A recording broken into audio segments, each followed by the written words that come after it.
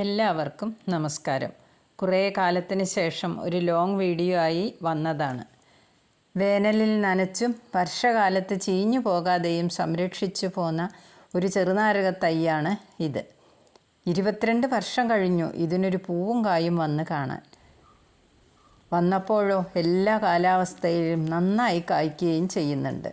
മുള്ളുകൊണ്ട് ഫലത്തെ സംരക്ഷിക്കുന്ന പോലെ തോന്നുന്നു. 6 വർഷമായി കായ്ക്കാൻ തുടങ്ങിയിട്ട്.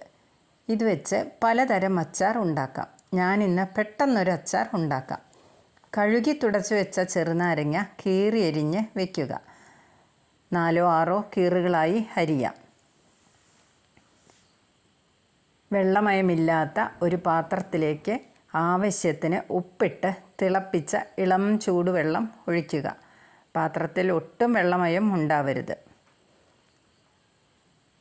ഇളം ചൂടുള്ള വെള്ളം ഒഴിക്കണം എന്ന് പറയുന്നത് നാരങ്ങയുടെ തൊലിക്ക് അല്പം കട്ടി കൂടുതലാണ്. അതുകൊണ്ട് അതൊന്ന് മയം വരാൻ വേണ്ടിയാണ് ഇളം ചൂടുവെള്ളം വേണമെന്ന് പറയുന്നത്. ഇട്ട് തിളപ്പിക്കുമ്പോൾ ചിലപ്പോൾ കയ്പ്പ് വരും. അച്ചാർ നമ്മൾ പല വിധത്തിലുണ്ടാക്കും. നാരങ്ങ വറുത്ത്, ഇഞ്ചി, പച്ചമുളക്, വെളുത്തുള്ളി എന്നിവയിട്ട്, കാന്താരി മാത്രം ഇട്ട്, അങ്ങനെ പലതരത്തിലും ഉണ്ടാക്കും. എരിവിനനുസരിച്ച് മുളക് പൊടി ഇതിലേക്ക് ചേർക്കുക.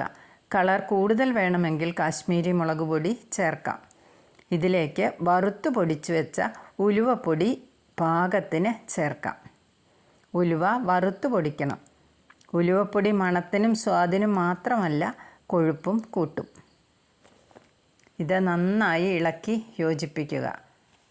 അതിനുശേഷം ഇതിലേക്ക് കുറച്ച് ശർക്കര പൊടിച്ചതും കൂടെ ചേർക്കുന്നുണ്ട്. കാരണം എരിവ്, പുളി, കയ്പ്പ് ഇതെല്ലാം ഒന്ന് ക്രമപ്പെടുത്താൻ വേണ്ടിയാണ് ശർക്കര ചേർക്കുന്നത്.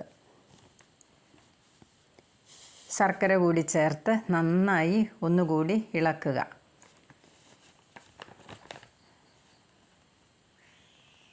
ഇതിലേക്ക് നാരങ്ങ ചേർത്ത് നന്നായി ഇളക്കി യോജിപ്പിക്കുക. അതിനുശേഷം കായം വറുത്ത് പൊടിച്ചതും കൂടെ ചേർക്കണം. അതും ആവശ്യത്തിന്. കായം കുറച്ച് കൂടിയാലും കുഴപ്പമില്ല. ഞാനിവിടെ കായത്തിൻ്റെ പൊടിയാണ് ചേർക്കുന്നത്. വറുത്ത് പൊടിച്ചാണെങ്കിൽ ഒന്നും കൂടെ നല്ലതാണ്. കായപ്പൊടി ചേർത്തതിന് ശേഷം ചൂടാക്കിയ നല്ലെണ്ണ ഇളം ചൂടോടുകൂടി മുകളിലായി തൂവിക്കൊടുക്കുക. നല്ലെണ്ണ കൂടെ ചേർക്കുമ്പോൾ നല്ലൊരു വാസന വരും. അപ്പോൾ നമുക്ക് രുചിയൊക്കെ തന്നെ വരും. നന്നായി ഇളക്കി യോജിപ്പിച്ച ശേഷം അച്ചാർ ചൂടാറാനായി വയ്ക്കുക.